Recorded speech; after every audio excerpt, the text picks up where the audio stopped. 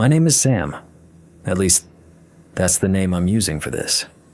The name they gave me when they told me to disappear is filed away in a gray cabinet in some windowless room in Langley or Bethesda. A footnote in a budget report for a program that doesn't officially exist. For 15 years, I was a backcountry park ranger at Yellowstone. 15 years of my life spent walking the most beautiful, violent, and deceptive piece of land on the North American continent. When you sign up for that job, they give you the training. You learn to track, to survive a blizzard, to treat a grizzly mauling, and you learn about the volcano. They drill it into you from day one. The Yellowstone Caldera, the Supervolcano, a pocket of magma the size of a city just a few miles beneath your feet, breathing and shifting and waiting. They show you the geological maps, the seismic charts, the ground deformation reports from the USGS. They teach you to recognize the signs of a potential eruption. Earthquake swarms, rapid ground uplift, changes in the chemical composition of the geysers. They talk about it with this grim, professional reverence, like soldiers talking about a nuclear weapon they have to guard. It's the park's great and terrible celebrity. It's the reason for the geysers, the hot springs, the entire ecosystem. It's the monster in the basement, and our job was to listen for it stirring in its sleep. And you know what? It's the perfect story. It's brilliant. It's a masterpiece of misdirection because it uses a real, plausible, and terrifying threat to mask one that is infinitely more terrifying. They've convinced the entire world to be scared of an eruption, of an explosion of rock and ash. They've got everyone staring at the magician's right hand, watching for the puff of smoke, so no one sees what the left hand is doing. So no one realizes the volcano isn't a geological feature. It's a biological entity, and it's not getting ready to explode. It's getting ready to wake up. I spent 15 years walking over its skin. I could feel it even before I knew.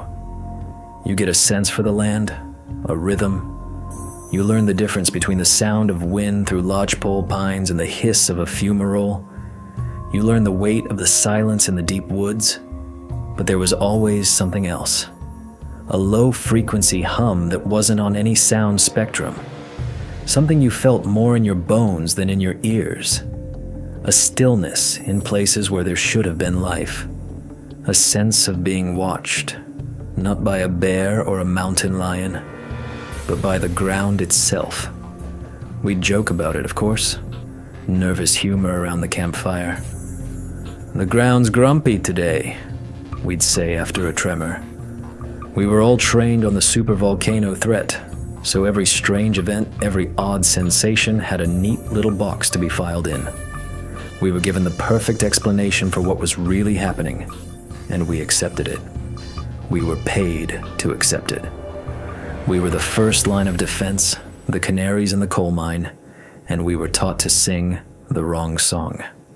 The tourists would come, thousands of them, staring into the grand prismatic spring, taking pictures of Old Faithful, and they'd have this little thrill of fear, of standing on the edge of something immense and dangerous. They had no idea that the heat warming their faces wasn't from a pool of magma, but from the metabolism of a living creature whose blood is molten rock and whose dreams cause earthquakes. The beginning of the end of my ignorance started in the late 1990s. The world was going digital, and the United States Geological Survey, the USGS, was no exception. They began a massive overhaul of the park's monitoring systems. The old analog seismographs, those rotating drums with the jumpy needles you see in old movies, were being phased out. They were good, but they weren't sensitive enough. They couldn't listen deep enough. A new network was installed, a classified project at the time. Ultra-sensitive deep ground sensors.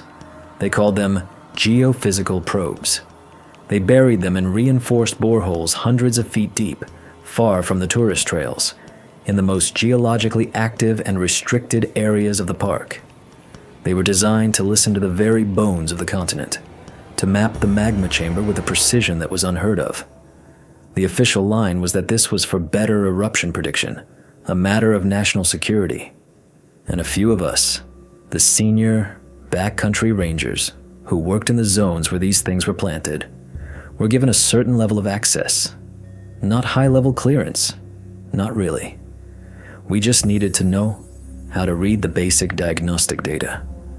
We needed to be able to call the right people if a sensor went offline or started spitting out gibberish. Most of us just glanced at the numbers, made sure the green lights were on, and went about our day. But I had a friend. His name was Dave. Dave was a lifer with the USGS, a seismic data analyst. A brilliant, twitchy, perpetually over-caffeinated guy who loved patterns more than he loved people. He was one of the technicians who installed the new system, and he saw the raw data stream before anyone else, before it was processed, filtered, and interpreted for the official reports. I remember the day he showed me. It was a bleak, cold afternoon in early November. The park was closed to the public for the season, and the silence was immense. He called me on the service radio, his voice tight, telling me to meet him at the old Norris Geyser Basin monitoring station, and to make sure nobody saw me. The station was little more than a reinforced shed, packed to the ceiling with humming electronics. The air was cold and smelled of ozone and sulfur. He didn't say a word when I came in, just pointed to a ruggedized laptop on a metal desk. On the screen was a program I'd never seen before. It wasn't the standard seismic chart with its frantic, jagged scribbles. It was a single, clean, beautiful line. A sine wave. It swelled up to a peak, then down to a valley, smooth and symmetrical, then repeated, and repeated, and repeated. "What am I looking at?" I asked. "That's the raw feed from Probe 7, he whispered, his eyes wide. "The one we sank near the Sour Creek Dome. It's the deepest one." I looked at the time scale at the bottom of the screen. The wave was incredibly slow. It took a long, long time to complete a single cycle. "Is that a tremor?" I asked. "A harmonic tremor? Some kind of resonant frequency in the rock?" I was trying to fit it into our training, into the box they'd given us. Dave just shook his head, his face pale in the glow of the screen. "No," he said. "Harmonic tremors are messy. They have overtones, fluctuations. They're the result of fluid moving, rock fracturing. They're chaotic. This is mathematically perfect. It's a pure signal." He tapped a few keys, and a number appeared on the screen. 105.3 minutes. "That's the period," he said. "It repeats every 105 minutes. On the dot. Not 106. Not 104. Every single sensor in the deep network is picking it up. The closer they are to the center of the caldera, the stronger the signal. It's not the sound of magma. It's not the sound of rock. I've spent the last 3 weeks trying to model it. There is no known geological phenomenon that produces a signal this clean, this rhythmic, this stable." He looked at me, and I saw a kind of fear I'd never seen in him before. It wasn't the fear of an engineer seeing a machine fail. It was the fear of a mathematician who has just discovered a number that shouldn't exist. He pointed a trembling finger at the screen. "I ran it through every filter I have," he said, his voice barely audible over the hum of the servers. "I ran it through bioacoustic analysis software just for the hell of it. You know what it matches, Sam? With almost 99% certainty when you account for the medium it's traveling through? It's a heartbeat. A slow, steady, massive heartbeat." We kept it quiet for a while. What could we do? Who could we tell? We were a ranger and a mid-level technician. If we went to our superiors, we'd be laughed out of the room at best, and at worst, we'd be sent for a psychiatric evaluation. The official, filtered data that went into the public reports showed nothing like what Dave had shown me. The pulse, as we started calling it, was scrubbed out. It was classified as baseline noise or instrument interference and deleted from the record before anyone else could see it. It was a deliberate, systematic act of omission. Dave was terrified. He was convinced that someone, somewhere, already knew that the filtering wasn't an automated process, that a person was actively hiding it. But life went on. The seasons changed. The tourists came and went, and every 105 minutes, the heart of whatever was sleeping beneath us would beat, a silent titanic muscle contracting in the deep, and no one but the two of us and a handful of unknown figures in a dark room were any the wiser. Then came the incident with the survey team. It was the summer of 2002. A geological survey team, contracted by the Department of the Interior, was in the park. They were a small group, 3 of them. Young, brilliant, full of that academic eagerness that always made me a little nervous in the backcountry. Their leader was a man named Dr. Eris Thorne, a hotshot volcanologist from Caltech. He was there with 2 of his graduate students, a young woman named Lena and a man named Ben. Their mission was to plant a new series of temporary GPS markers around the Grand Prismatic Spring area. They were trying to get a more accurate reading of the ground deformation, the so-called breathing of the caldera. The irony of that word still makes my stomach turn. They were scheduled to be out for 5 days. They had all the right gear, they'd filed all the right permits. I remember seeing them at the ranger station before they set out, spreading their maps over a table, Thorne pointing out their route, their faces bright with excitement. They were going to touch the face of God, scientifically speaking. On their 4th day, they missed their scheduled evening radio check-in. It wasn't entirely unusual. Radio signals can be tricky in the canyons. Batteries can die. We weren't worried, not at first. But then they missed the next morning's check-in as well. That's when the protocols kicked in. We sent a search helicopter out to their designated campsite. The chopper pilot found the camp. The tents were up. A pot was sitting on a cold camp stove, but there was no sign of the team. We launched a full-scale search and rescue operation. For 2 days, we combed the area. Rangers on foot, teams with dogs, helicopters in the air. We found nothing. Not a footprint, not a discarded piece of equipment, not a single sign of where 3 human beings might have gone. It was as if the earth had just swallowed them.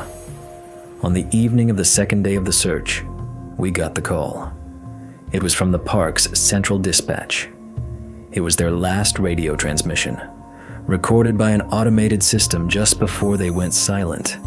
They had been trying to call us, but the signal was too weak to connect in real time. It was just a fragment, less than 30 seconds of audio, buried in static. I was in the incident command post when they played it. The first part was almost unintelligible, just panicked shouting and the sound of wind. But then, Lena's voice came through, clear for a moment, and filled with a kind of breathless, terrified disbelief that I will never forget. She wasn't screaming. It was worse than a scream. She was trying to describe something. "It's not a tremor," she said, her voice shaking. "Eris, it's not a tremor. The ground, oh my God, the ground is breathing beneath our feet. It's pushing up." Then there was a sound, a wet, tearing, grinding sound that was not geological. It was the sound of something immense and solid being displaced. And then, just before the static took over completely, Dr. Thorne's voice, a single, sharp, horrified word. "Up!" The search was called off the next morning. Officially, the public story was that a rogue steam vent had likely opened up beneath them, a tragic, unpredictable geological event. Their bodies were never recovered, but that wasn't the end of it. It was just the beginning of the real cover-up. The day after the official search was terminated, they arrived. They didn't come in Park Service vehicles. They came in 3 black, unmarked Chevrolet Suburbans that rolled up to the fire base we were using as a command post. The men who got out weren't Rangers or FBI. They looked military, but they wore no insignia. They were dressed in sterile gray tactical gear, and they moved with a silent, unnerving efficiency.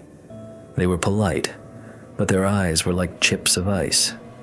They carried equipment I'd never seen before, things that looked like ground-penetrating radar units, but much larger and more complex.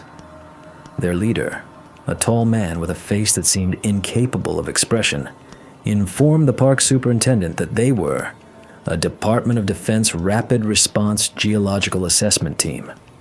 A complete fiction. They were a cleanup crew. They took over the investigation. We were told to stand down, to return to our normal duties, and that the area around the Grand Prismatic Spring was now a restricted federal zone. No access, no flyovers, no questions. For a week, they swarmed the area. I saw them from a distance, from a ridgetop miles away through my binoculars. They moved in precise formations, like soldiers clearing a minefield. They weren't looking for bodies.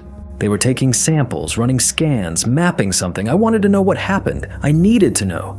The sound on that radio call, Lena's voice, it haunted me. I couldn't let it go. And I got my chance. By pure, dumb luck. Part of my job was logistics, running supplies to remote outposts. The DoD team was using the old Lake Hotel as their base of operations, and they needed a delivery of fresh water purifiers. I was the one assigned to make the run. It was a calculated risk on their part, probably. Using a low-level park employee was less conspicuous than bringing in their own logistics. They let me through the checkpoint, and I drove the truck up to the hotel's loading dock. A couple of their guys, silent as ghosts, unloaded the supplies. They were supposed to escort me right back out, but there was a commotion inside. Someone was shouting. The guards at the door were distracted. And for about 90 seconds, I was left alone in a service corridor just off their main command room. The door was slightly ajar. I knew I shouldn't. I knew it was the kind of thing that could end a career, or worse. But I had to. I pushed the door open just a few inches and looked inside. The room was filled with monitors and maps, but my eyes were drawn to one large screen in the center of the room. It was displaying a preliminary field report. It was just text, stark white on a black background. I only had a few seconds before one of the guards turned back, but the words burned themselves into my memory. It wasn't a geological report. The summary at the top mentioned nothing about steam vents or seismic activity. It mentioned massive biological entity. It noted extreme localized ground displacement consistent with muscular contraction. It described the survey team's equipment, their GPS markers, their rock hammers, their backpacks, as having been found in a tight, compressed cluster. The report used the word crushed, but the sentence that followed is the one that gives me nightmares to this day. It said the equipment was crushed from below, but the final, most chilling section was titled, Status of Remains. It was a single, terrifying phrase. It said the team had found traces of organic matter, but had concluded that the primary cause of the disappearances was partial exhumation. I didn't know what that meant, not at first. It sounded so sterile, so bureaucratic. I looked it up later. Exhumation means digging something up. Partial exhumation. It meant the thing under the ground hadn't swallowed them. It had pushed them up and out. It had ejected them. Into what? Into the air? Into nothing? The report didn't say. They didn't find the equipment scattered around a hole. They found it in a pile, on solid ground that had been pushed up 30 feet from its original elevation and then settled back down, as if the earth itself had shrugged them off its back.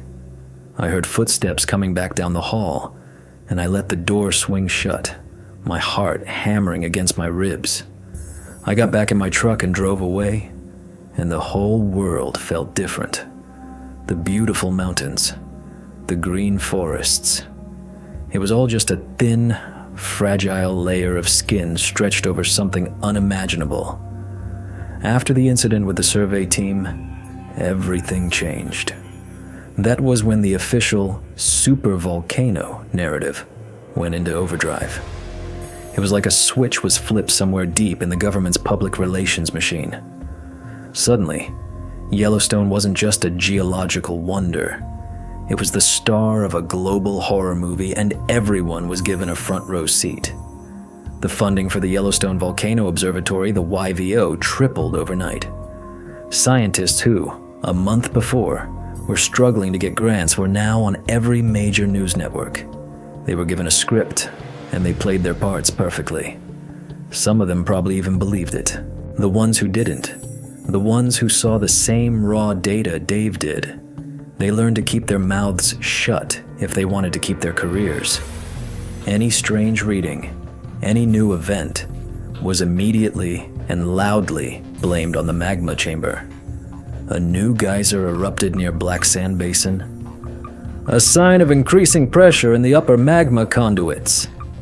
A localized earthquake swarm rattled the windows in Cody, Wyoming. A clear indication of magma intrusion into the crustal plates. The ground near the Norris Geyser Basin rose by 3 inches over 6 months.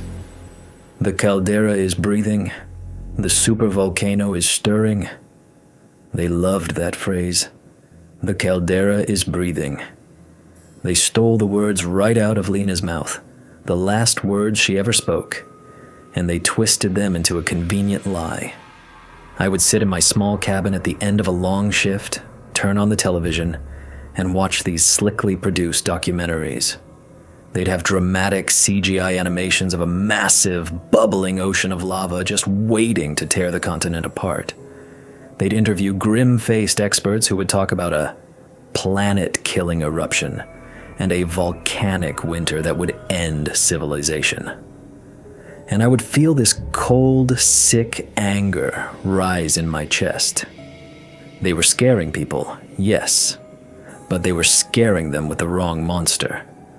It's the most brilliant cover-up in the world, because it uses the truth as a weapon. Is there immense heat under Yellowstone? Yes. Is the ground rising and falling? Yes. Is there a potential for a massive destructive event? Absolutely. But the cause they were selling was a lie. It was a simple, understandable, geological lie to cover up a complex, incomprehensible biological truth. A volcano, even a supervolcano, is a known quantity. It's a mindless force of nature. You can study it, model it, and in theory, predict it. You can evacuate. It's terrifying, but it's a terror we can wrap our minds around. But what we're dealing with, how do you explain that?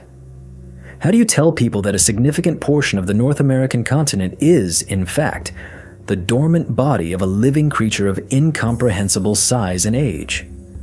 A creature whose awakening wouldn't be a simple eruption, but a biological event on a planetary scale. What would that even look like? The panic, the chaos, the collapse of every belief system we have about our place in the universe? It would be absolute. So they chose the lesser fear. They chose the story of the volcano. And every time a new piece of data came in that pointed to the truth, they would amplify the lie. I remember seeing a news report about a strange magnetic anomaly detected by satellites over the park. The official explanation was changes in the iron content of the rising magma. I knew what it really was. I had seen the data from the DoD team's report.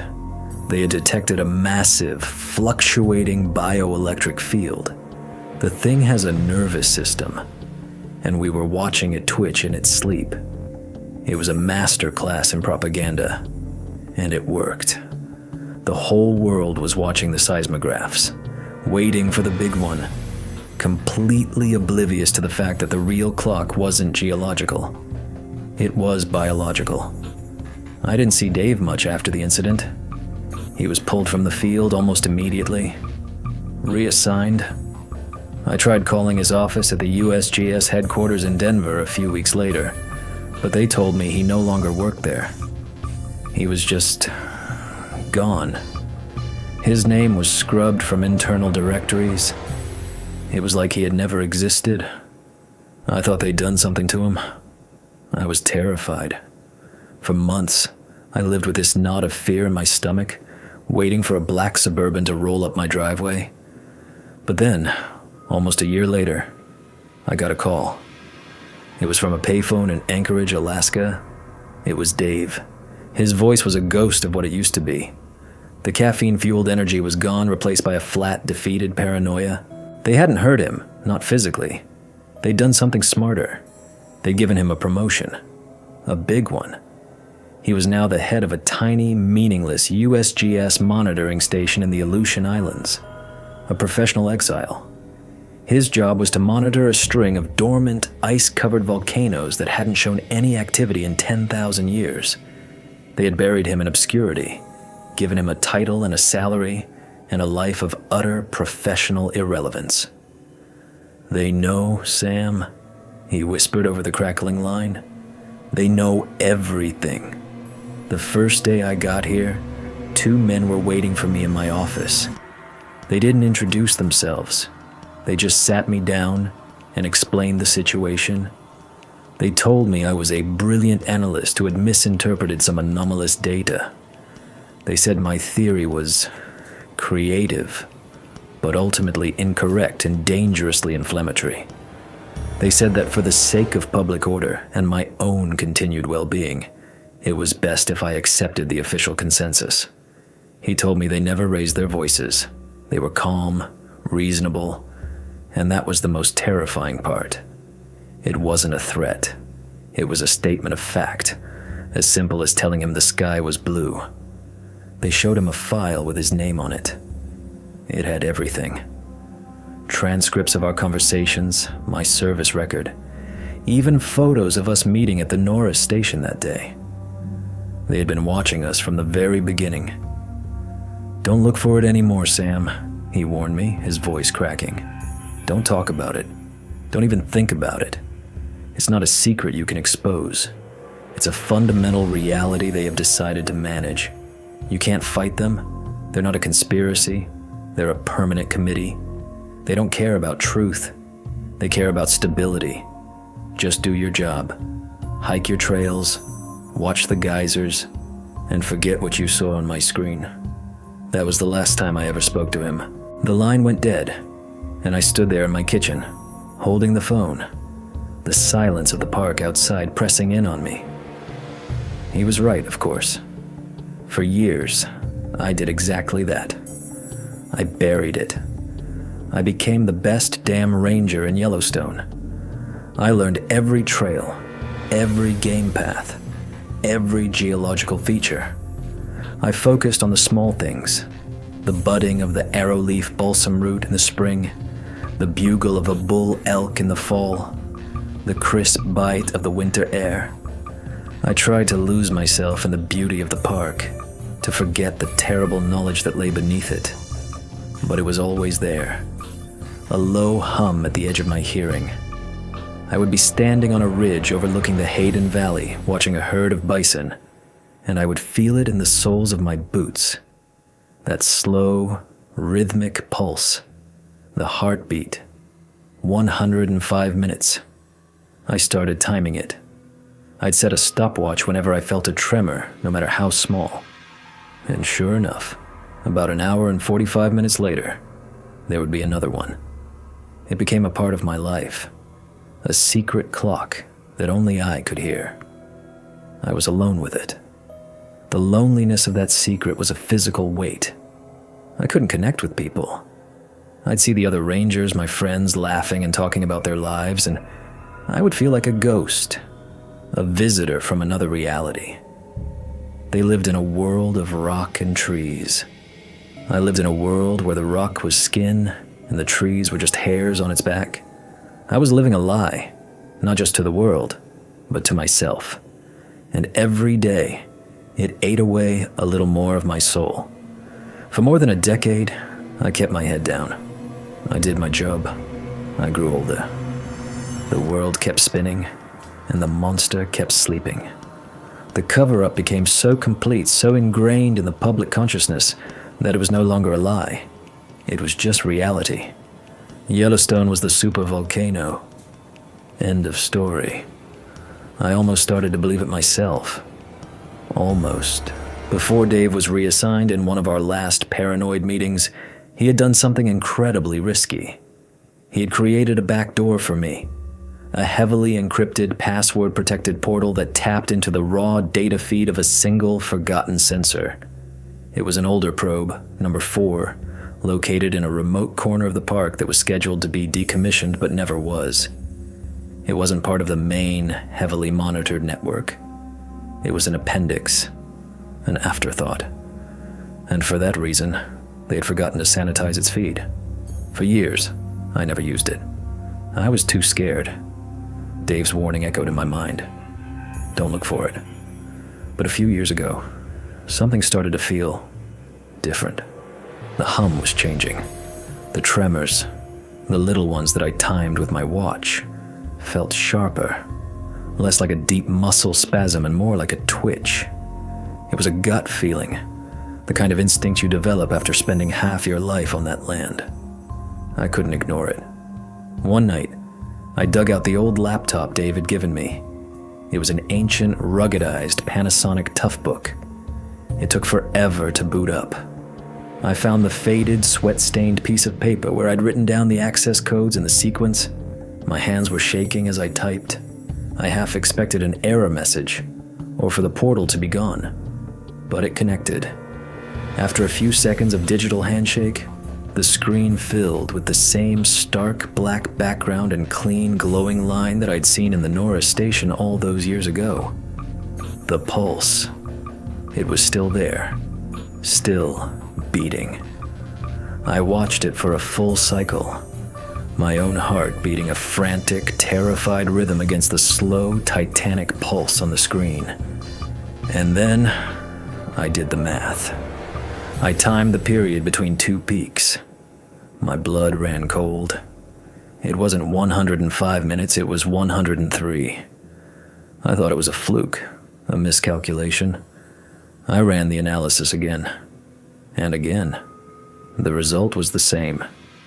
103 minutes. Sometime over the last decade, while I had been trying to forget, the heartbeat had gotten faster. It was a small change, just 2 minutes. Insignificant to anyone else. But in a system that had been stable for as long as we had been measuring it, a 2-minute change was catastrophic. It was a sign that the creature's metabolism was changing. It was stirring. From that night on, I became obsessed. Every few weeks, I would go through the ritual, connecting to the secret feed, timing the pulse, and every time, the number was a little smaller. 103 became 102.5. A few months later, it was 102. The acceleration was slow, but it was undeniable, and it was constant. The monster wasn't just stirring anymore. It was waking up. I knew I had to do something. The fear of staying silent finally became greater than the fear of speaking out. The men in suits, the professional exile, none of it mattered anymore. All that mattered was the number on the screen, a countdown clock that no one else could see. The government wasn't just covering up the truth. They were covering up the acceleration. They had to know. The same change would be in their data. They were watching a time bomb, and they were actively hiding the fact that the fuse was burning faster. Why? Were they trying to prevent panic? Or were they just paralyzed, hoping it would go back to sleep? Whatever the reason, their silence was no longer about managing a secret. It was about to become an act of mass, negligent homicide. And I could not be a part of that anymore. My duty as a ranger, my duty as a human being, was to sound the alarm, no matter the cost. With the new, terrifying knowledge of the accelerating pulse, I started looking back. I pulled out my old service logs, 15 years of notes on patrols, weather patterns, and unusual events. I cross-referenced them with public records of seismic activity, news archives, anything I could find. I was looking for a pattern, a connection between the shortening heartbeat and the physical world on the surface. And I found it. It was all there, hidden in plain sight. A trail of breadcrumbs that made no sense individually but formed a horrifying picture when laid out in chronological order. A freak animal stampede in 2004. The official report called it a lightning strike spooking a herd of elk. Hundreds of them had stampeded off a cliff in the Lamar Valley. But I remembered that day. The sky was clear. There was no storm. I checked the date against my new timeline. It coincided perfectly with a moment the pulse had first dipped just below 105 minutes for a brief period, a sort of cardiac arrhythmia. It wasn't lightning. The thing had twitched in its sleep, a sudden spasm, and the vibration had driven the animals mad. A few years later, in 2012, there was an unexplained temperature spike in Shoshone Lake. Over the course of a single night, the water temperature in the deepest part of the lake jumped by 20 degrees Fahrenheit. Biologists were baffled. They blamed a sudden release of geothermal heat from a previously unknown vent. But when they sent submersibles down, they found nothing. No new vents, no evidence of geothermal activity. I found the record in my logs. I'd been on patrol near there that week. I remembered the feeling in the ground, a deep, resonant hum that lasted for hours, stronger than I'd ever felt it before. The pulse had been erratic that day, jumping between 104 and 103 minutes. It wasn't a geothermal vent. It was a fever, a massive, localized increase in the creature's metabolic rate. Its skin had grown hot. Then there was the event in 2018, the so-called Maple Creek Swarm. A series of small, shallow earthquakes, thousands of them over the course of a week. The geologists at the YVO had a field day with it. They published papers, held press conferences. It was a classic example, they said, of magma moving through the rock, fracturing it as it went. But the data never quite fit their models. The quakes weren't moving in a clear direction. They were happening all at once, in a wide circular area. It looked less like an injection of magma and more like shivering. I cross-referenced it with the data from Probe 4. For that entire week, the pulse was unstable, fluctuating wildly. The heartbeat wasn't just faster, it was becoming irregular. Each of these events had been treated as a separate, isolated mystery, a footnote in the park's geological history. But they weren't isolated. They were symptoms. The spasms, the fever, the shivering. These were the signs of a body moving from a state of deep hibernation toward consciousness. And the signs were getting more frequent, more intense, in lockstep with the accelerating pulse. The world saw a volcano becoming more active. I saw a living creature tossing and turning in its bed, getting ready to open its eyes. The most chilling connection I found was in the classified report I had glimpsed all those years ago. The report on the missing survey team. I remembered the phrase, partial exhumation. I'd always wondered about that. Why would it do that? Why push them up? And then it hit me. The report also mentioned that their last known location was on a patch of ground that had been pushed up 30 feet. A temporary bulge. I looked at the date of their disappearance, and I looked at the historical data David saved from that period. The day they vanished was the first time the pulse had ever been recorded making a significant, albeit temporary, drop. It had sped up for a single cycle. It was a stretch, a yawn. The survey team just happened to be standing on the wrong part of its back when it decided to arch its spine. They weren't attacked. They were just in the way. They were fleas on the back of a sleeping giant, and the giant had rolled over. All the pieces clicked into place. The cover-up wasn't just about hiding the creature's existence. It was about hiding the fact that it was waking up, and that the process of its awakening was already having real, deadly consequences. So, here I am, In this anonymous motel room, hundreds of miles from the park, with the door bolted and a chair wedged under the knob. The curtains are drawn. I've been driving for 2 days straight, looking in my rearview mirror the whole time, half expecting to see a black Suburban. Maybe I'm just being paranoid. Or maybe I'm not being paranoid enough. The decision to do this, to sit in front of this camera and throw away the rest of my life, it wasn't a single moment of clarity. It was a slow, grinding process. A war fought in the silence of my own mind. I know what they'll do. I have no illusions. If this video gets any traction, they will come for me.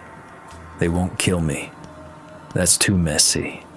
They'll do to me what they did to Dave, only worse. They'll discredit me.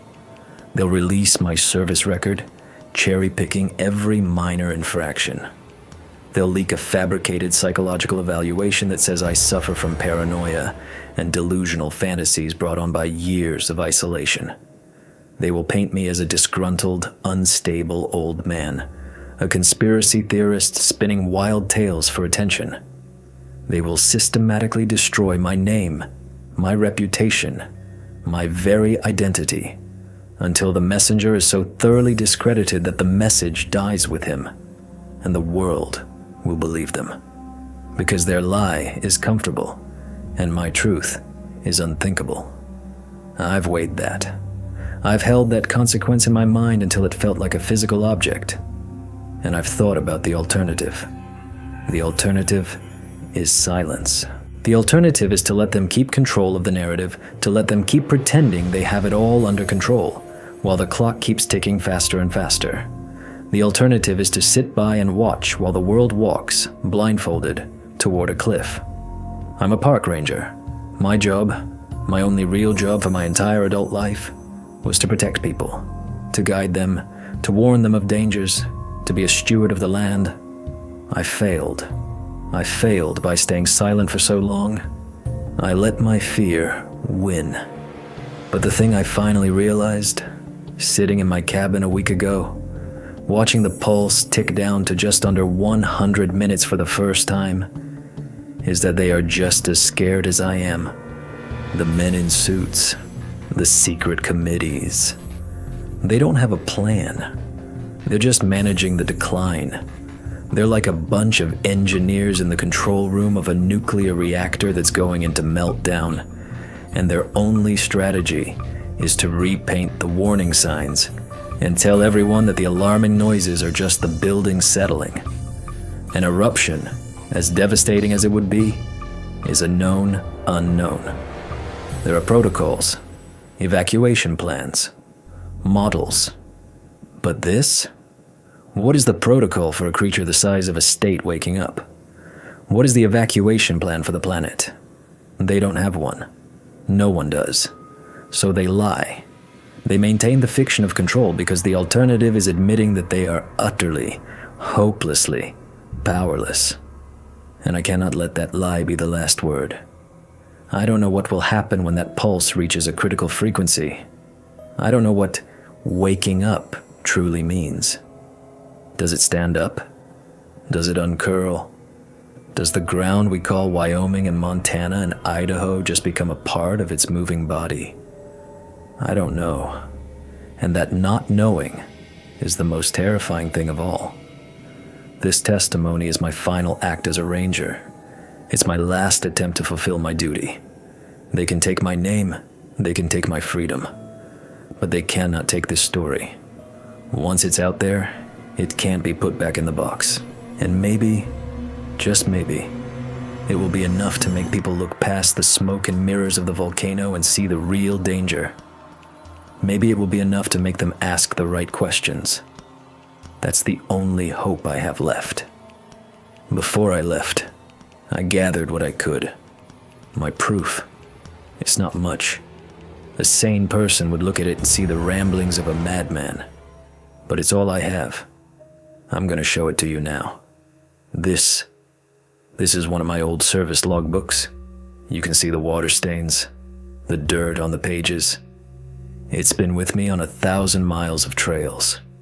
And right here, on this page from July of 2004, you can see my entry. Clear skies all day, unusually calm.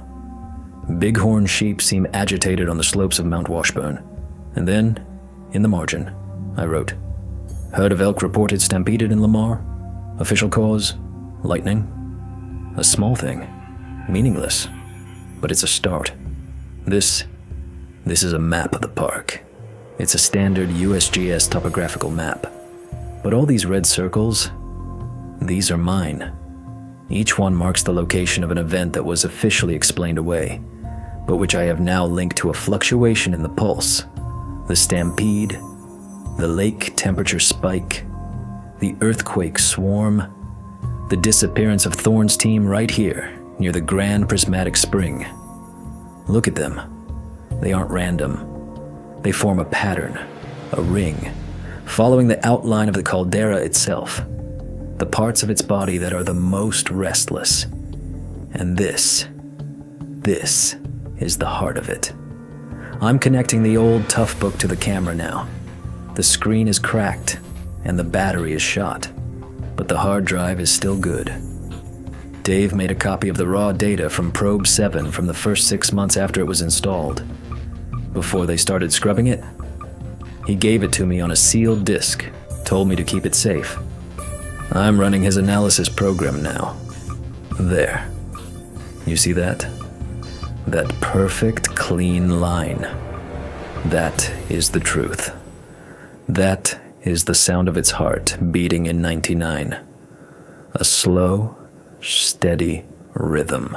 Now, I'm going to overlay the data I've been secretly recording from Probe 4 for the last 2 years. Watch. See the second line? The red one? See how it's faster? See how the peaks don't quite align? The red line is the now. The green line is the then. The red line is a creature in the process of waking up. This is what they are hiding. Not just the existence of the pulse, but its acceleration. This is the countdown clock. I'm not a scientist. I can't tell you what this means in terms of a timeline. But the rate of change is increasing. The jump from 105 minutes to 103 took over a decade. The jump from 103 to 100 has taken less than 3 years. It's accelerating exponentially. I'm packing these things into a waterproof case. I'm going to send them to a journalist I've researched, someone who isn't afraid to dig. Maybe they'll get there. Maybe they won't. But I can't keep them. I can't be found with them. This video, this testimony, this is the primary record now. I'm setting up this camera, looking into this little glass lens, and I'm speaking to you, whoever you are. I'm putting my life, what's left of it, into your hands. I've done everything I can. The rest is up to you. So this is my final warning. It's the last thing I have to say. Stop looking at the geysers. Stop listening to the press releases from the YVO. They are a distraction. The scientists are either complicit or they are fools, and I don't know which is worse. Don't watch the seismographs for earthquake swarms. Don't worry about the ground swelling by a few inches. That's not the signal. That's just the noise. The real indicator, the only one that matters, is the pulse, the heartbeat. Right now, as I'm recording this, it is beating once every 98.4 minutes. By the time you watch this, it will be faster. It will continue to get faster until it reaches some unknown critical threshold. What happens then? I've spent countless sleepless nights imagining it. A full awakening won't be an eruption of ash and rock. It will be a reconfiguration of the continent. The ground will not just shake, it will move. It will flex. Mountains will become knuckles. Valleys will become the folds in its skin. What do you do when the ground you live on is no longer ground? When it becomes part of a living, moving anatomy? You can't run. You can't hide. It is the most absolute and inescapable disaster imaginable. They have made you fear the volcano because a volcano is something you can, in theory, survive. They have hidden the truth because the truth is something you cannot. Their cover-up is not an act of protection. It is an act of despair. They are simply letting the clock run out, hoping to maintain order for as long as possible. It is the final, ultimate betrayal. They are robbing us of the chance to even comprehend our own end. So, I'm turning this camera off now. I'm going to walk out of this motel, and I'm going to disappear. They'll be listening. I know they will. They monitor everything. This video is my ghost, my echo. They gave me a new name, a new life, and told me to forget. But I can't, because sometimes, late at night, when the whole world is quiet and still, I can still feel that hum in the fillings of my teeth. I can feel it in the floorboards. A deep, slow, rhythmic vibration that isn't coming from the ground anymore. It's coming from inside me. It's like my own heart is trying to synchronize with it. And I know it's not just waking up, it's calling. So that's the story. A testimony from a man who spent his life walking on the skin of a titan and was punished for pointing out that it was breathing. It's a story that suggests the greatest geological threat on our planet might not be geological at all, and that the silence from our authorities isn't a sign of safety, but of fear. Officially, the Yellowstone Volcano Observatory continues its work, and the caldera is stable. But you and I both know the truth now. The real clock isn't measuring seismic shifts, it's counting heartbeats. Thank you for watching until the very end. If this story made you think, or look at the ground beneath your feet a little differently, support the channel with a like and subscribe. And be sure to share your thoughts and theories in the comments below. Until next time, be careful what you listen for in the silence. Sometimes, the quietest sounds are the most important ones. And sometimes, the Earth's oldest secrets aren't written in stone, but in a pulse that the whole world has been trained to ignore.